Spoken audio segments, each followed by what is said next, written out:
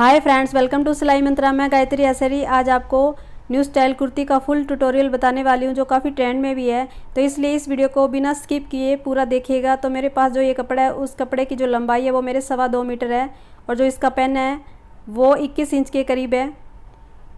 यहाँ पे कपड़े को उल्टा फोल्ड करके रखा हुआ है और कटिंग करते टाइम आपको कपड़े के प्रिंट के डायरेक्शन का भी ध्यान रखना है ताकि आपका कपड़ा ख़राब ना हो। तो मेरा ये एक तरफ ही प्रिंट जा रहा है। तो पहले मैं यहाँ पे टॉप पार्ट की कटिंग करूँगी और मैं पहने में ही कपड़े को 4 फोल्ड करूँगी, यानी कि 2 फोल्ड में करूँगी और ये 4 फोल्ड में कपड़ा हो जाएगा। यदि आपका इस प्रकार हो रहा हो तो आप कटिंग करिए, वरना आप अलग अलग करके भी कटिंग कर सकते हो। तो ये मेरा 4 फोल्ड है। ऊपर से पहले मैं इसकी जो एक्स्ट्रा पार्ट है उसकी कटिंग कर लूँगी, उसके बाद ही तीरे का निशान लगाऊँगी। तो ये टेढ़ा मेढ़ा कपड़ा है। तो यहाँ पर मैंने 7.25 इंच तीरा रखा है और 7.5 इंच आर्म होल की लंबाई रखी है। इस प्रकार आपको चेस्ट लाइन का निशान लगा लेना है। तो यहाँ पे ये मेरा 4 फोल्ड में कपड़ा 10.5 इंच है, तो मेरा इसमें पूरा बन जाएगा। अब इसके बाद आपको आर्म होल की लंबाई का भी निशान लगाना है और उसके बाद आपको चेस्ट का 4th प्लस 1 इंच लूजिंग लेनी है। उसके बाद आपको 1.5 इंच मार्जिन लेना है। अब कमर की लंबाई का निशान लगाना है। तो मैंने यहाँ पे 16 इंच रखा है, तो 15 इंच मैं तैयार रखूँगी, तो 1 इंच आपका सिलाई में चला जाएगा। अब इसके बाद आपको ऊपर से भी जो एक्स्ट्रा कपड़ा उसकी भी कटिंग कर लेनी है। अब कमर का निशान लगाना है, तो कमर का 4th प्लस 1 इंच लूजिंग रखनी है और उसके बाद 1.5 इंच मार्जिन लेना है। अब इन दोनों निशानों को मिला देना है, यानी कि मार्जिन वाले निशान को मार्जिन वाले से और फिटिंग वाले निशान को फिटिंग वाले निशान से मिला देना है तिरछा। आप चाहो तो कमर की तरफ डाट भी लगा सकते हो यहाँ, लेकिन मैं डाट नहीं लगाने वाली हूँ। अब इसके बाद आपको साइड से 1 इंच और निशान लगाना और तिरछा निशान लगाते हुए इसकी कटिंग कर लेनी है। इससे आपका कुर्ता बिल्कुल भी साइड से लटकेगा नहीं। अब 1.5 इंच का निशान लगाते हुए आर्म होल पे आपको गोलाई करनी है। तो ये बैक वाला पार्ट है, तो इस प्रकार आपको गोलाई कर देनी है। और अब इसके बाद आगे वाले मुड्ढे की गोलाई करनी है। तो इसके लिए आपको 1 इंच अंदर की तरफ और निशान लगाना है और तिरछा निशान लगाते हुए इसकी भी गोलाई कर लेनी है। तो इस प्रकार आपको गोलाई करनी है। तो ये मैंने ये आगे और पीछे दोनों की गोलाई कर दी। अब इसके बाद आपको गले की चौड़ाई का निशान लगाना है। तो मैंने यहाँ पे गले की चौड़ाई 2.5 इंच रखी है, आप इससे ज़्यादा भी रख सकते हो। और जो गले की लंबाई है वो मैं 6.5 इंच रखूँगी, लेकिन मैं इस पर कटिंग नहीं करूँगी, मुझे बुकरम पर गला बनाना है। तो मैं ये निशान ही लगा कर आपको दिखा रही हूँ। और गले की चौड़ाई का निशान लगाना इसलिए भी ज़रूरी है क्योंकि यहाँ पे जो कंधे हैं वहाँ पे आपको 1 इंच डाउन रखना है, उसके बाद आपको तिरछा निशान लगाना है, इसलिए मैंने गले का पहले निशान लगाया है। तो यहाँ पे पहले मैं बैक वाले पार्ट की कटिंग करूँगी, उसके बाद आगे वाले आर्म होल की कटिंग करूँगी। और जो ये ड्रेस है इसकी कटिंग और स्टिचिंग बड़ी ही आसान है और ये काफ़ी ट्रेंड में भी चली हुई है। तो इसलिए आप इस वीडियो को पूरा देखने के बाद एक बार ज़रूर ट्राई करिएगा। तो अब इसके बाद यहाँ पे सेंटर पॉइंट पे भी मैं ये कट के निशान लगा लूँगी। तो अभी ये 2 पार्ट हो चुके हैं, एक आगे का और एक पीछे का है। तो पहले मैं इस पर उल्टे का निशान लगाऊंगी और ये मैं हर वीडियो में बताती भी हूँ। तो ये 2 पार्ट हो चुके हैं। तो ये मैं पीछे वाला पार्ट निकालूंगी और जो आगे वाला पार्ट है उसके आगे आर्म होल की कटिंग करूँगी। अब इसके बाद पीछे वाले गले की कटिंग करनी है। तो मैं यहाँ पे गले की चौड़ाई जो है वो 2.5 इंच रखूँगी और जो गले की लंबाई है वो मैं 3.5 इंच रखूँगी। तो आप बुकरम पे भी गला बना सकते हो, लेकिन मैं इसकी कटिंग ही करूँगी। और मैंने यहाँ पे छोटा गला रखा है, इसलिए मैंने शोल्डर भी पूरा ही रखा है। तो इस बात को आपको ध्यान रखना है। तो मैंने इसकी कटिंग कर ली। इस प्रकार मैंने आगे और पीछे दोनों के ये पार्ट निकाल लिया। अब इसके बाद आपको घेरे का पार्ट निकालना है। तो मेरा यहाँ पर कपड़ा 4 फोल्ड में है और लंबाई लेने के लिए जितने भी आपके टॉप पार्ट की लंबाई है उसको आपको माइनस करना है। तो मैंने यहाँ पे 15 इंच माइनस किया है, यानी कि 15 इंच इंची टेप को ऊपर रखते हुए जितनी भी आपको लंबाई रखनी है उतनी आप रखिए, उसका निशान लगाइए। और आपको 1.5 इंच या 1 इंच एक्स्ट्रा और लेना है, वो सिलाई के लिए रखना है। तो इस प्रकार आपको सीधा निशान लगा लेना है। तो इस प्रकार आपको 2 पीस निकालने हैं और ये आगे और पीछे के 2 पीस एक साथ निकल जाएंगे। तो इस प्रकार आपको दोनों पीसों को आपको अलग अलग करना है। तो इस प्रकार ये 2 पार्ट निकल जाएंगे आगे और पीछे के। और एक पार्ट की जो एक्स्ट्रा चौड़ाई कितनी है वो भी मैं आपको बता देती हूँ। तो यहाँ पे मैंने ये कपड़े को फोल्ड किया हुआ है और यहाँ पे इसको टॉप को रखते हुए जो मेरी जो इसकी एक्स्ट्रा चौड़ाई है वो मेरी 11 इंच के करीब है। तो आप इसको कम भी कर सकते हो, लेकिन मैं इसको पूरा ही रखने वाली हूँ क्योंकि यहाँ पे इसकी प्लीट्स आएगी। इस प्रकार पहले मैं इसका गला बनाऊँगी और यहाँ पे गला बनाने के लिए मैंने पेस्टिंग ली है जिसकी फोल्ड में चौड़ाई 4 इंच है और लंबाई में ये टॉप के लंबाई के बराबर होनी चाहिए। और कटिंग करने से पहले आपको पिन्ने ज़रूर लगानी है ताकि कटिंग इसकी फिनिशिंग के साथ हो। और गले की चौड़ाई मैंने यहाँ पे 2.5 इंच रखी है और लंबाई में मैं 6.5 इंच रखूँगी। तो इस प्रकार एक बॉक्स बनाना है और बॉक्स बनाने के बाद गले की कटिंग करनी है। जैसा चाहो आप ऐसा गला बना सकते हो, लेकिन मैं इसमें पान शेप में गला बनाने वाली हूँ और जिसका सेंटर से कट होगा। तो इस प्रकार मैं ये पान गला बना लूँगी और साइड से भी आपको 1 या पौना इंच के करीब एक्स्ट्रा लेते हुए इसकी भी कटिंग करनी है। लेकिन यहाँ पे आपको ये ध्यान रखना है कि जो साइड में आपको कटिंग फिनिशिंग के साथ करनी है, क्योंकि ये गला बाहर की तरफ आने वाला है। तो इस प्रकार मैं इसकी कटिंग कर लूँगी फिनिशिंग के साथ।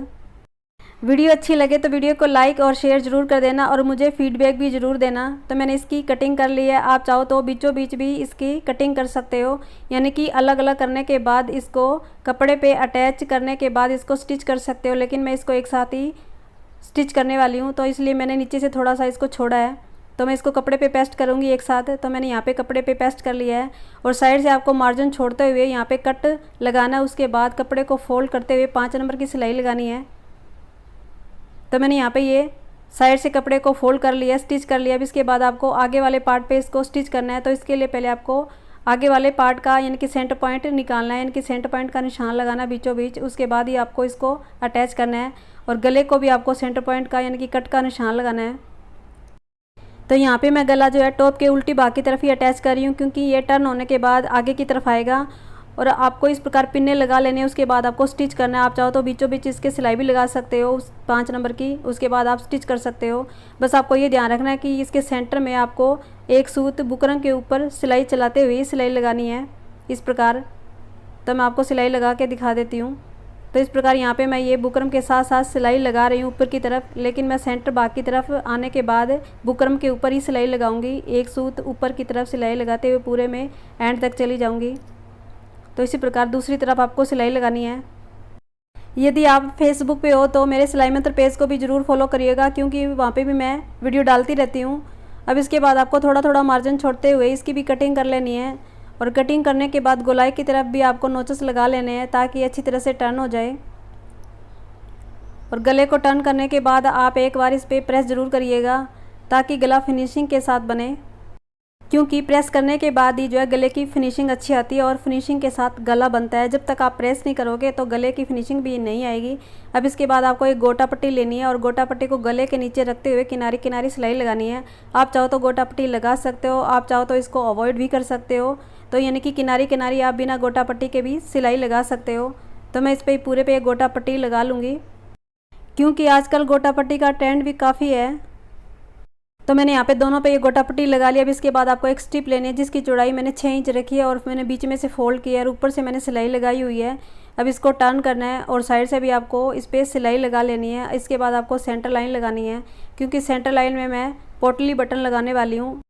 तो यहाँ पे मैं 1.25 इंच की दूरी रखते हुए पोटली बटन को स्टिच करूँगी। तो आप अपनी मर्ज़ी के अनुसार इसकी दूरी रख सकते हो या कोई भी डिज़ाइन इस पर बना सकते हो। तो मैंने यहाँ पे 1.25 इंच की दूरी रखी है। तो इस प्रकार 1.25 इंच की दूरी रखते हुए मैं एक एक इस प्रकार रखूँगी और स्टिच कर लूँगी। और पोटली बटन भी बनाना बहुत ही आसान है, आप इसको बड़ी आसानी से बना सकते हो। तो इस प्रकार मैं सिलाई लगा लूँगी। बस आपको यहाँ पे एक ध्यान रखना है कि जब भी आप पोटली बटन को स्टिच करो तो आपको मशीन के पैर को ऊपर रखते हुए यानी कि ऊपर उठाते हुए आपको स्टिच करना, वरना इसकी सिलाई नहीं होगी। अब इसके बाद टॉप पार्ट को लेना है और इसके ऊपर रखते हुए किनारी किनारी आपको फिनिशिंग के साथ सिलाई लगानी है। जब आप सिलाई लगाते हो तो सिलाई थोड़ी मुश्किल लगती है, आपको मशीन के पैर को उठाते हुए थोड़ी सिलाई लगानी है, इससे ये सिलाई आसानी से लग जाती है। तो इसी प्रकार मैं दूसरे पार्ट को भी इसके ऊपर रखते हुए किनारी किनारी सिलाई लगा लूँगी। तो इस प्रकार रखना और आपको सिलाई लगानी है। तो मैंने ये दोनों पार्ट इस पर अटैच कर लिए हैं। अब इसके बाद आपको पीछे वाला गला बनाना है। तो इसके लिए मैंने ये 1.5 इंच चौड़ी उरे पट्टी ली है। उरे पट्टी को आपको डबल फोल्ड करना है, यानी कि फोल्ड करने के बाद ही आपको इस पर अटैच करना है। और अटैच करते टाइम आपको स्टिप को बिल्कुल भी खींचना नहीं है, हल्का हल्के खींचते हुए आपको सिलाई लगानी है। अब इसके बाद आपको शोल्डर जोड़ना है और शोल्डर जोड़ने के लिए आपको क्या करना है कि बैक वाला जो पार्ट है, जो उसकी गले की पट्टी है, उसको आगे वाले गले के ऊपर यानी कि आगे वाले शोल्डर पर इस प्रकार फोल्ड करते हुए आपको स्टिच करना है। तो इससे क्या फिनिशिंग अच्छी आती है और शोल्डर बड़ी फिनिशिंग के साथ अटैच होता है और सिलाई भी दिखाई नहीं देती है। तो इस पर मैं ये डबल सिलाई लगा लूँगी। तो इस प्रकार मैं दोनों शोल्डर को डबल सिलाई के साथ अटैच कर लूँगी। तो ये देखिए फिनिशिंग के साथ अटैच हुआ है ये शोल्डर और कहीं भी इसकी सिलाई दिखाई नहीं दे रही है। तो इस प्रकार आप भी स्टिच कर सकते हो। अब इसके बाद आपको घेरे को अटैच करना है। तो घेरे को अटैच करने से पहले आपको घेरे का सेंटर पॉइंट का निशान लगाना है, बीच में कट का निशान लगाना है और कट का निशान लगाने के बाद आपको टॉप भाग पे यानी कि सेंटर में इसको अटैच करना है। यहाँ पिन भी लगा सकते हो। और उसके बाद आपको प्लीट्स बनानी है जितनी भी बनती है।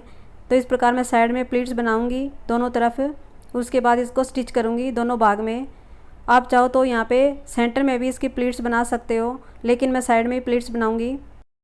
प्लीट्स आपको दोनों तरफ इक्वली ही लगानी है, यानी कि एक जैसी प्लीट्स आनी चाहिए। तो मैंने ये 4-4 प्लीट्स साइडों में लगा ली है। अब इसके बाद आपको फिटिंग लगानी है, यानी कि फ़िटिंग का निशान लगाना है।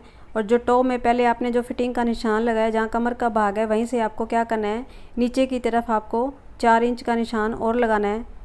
तो मैंने यहाँ पे 4 का लगाया, तो आप 6 इंच का भी ले सकते हो।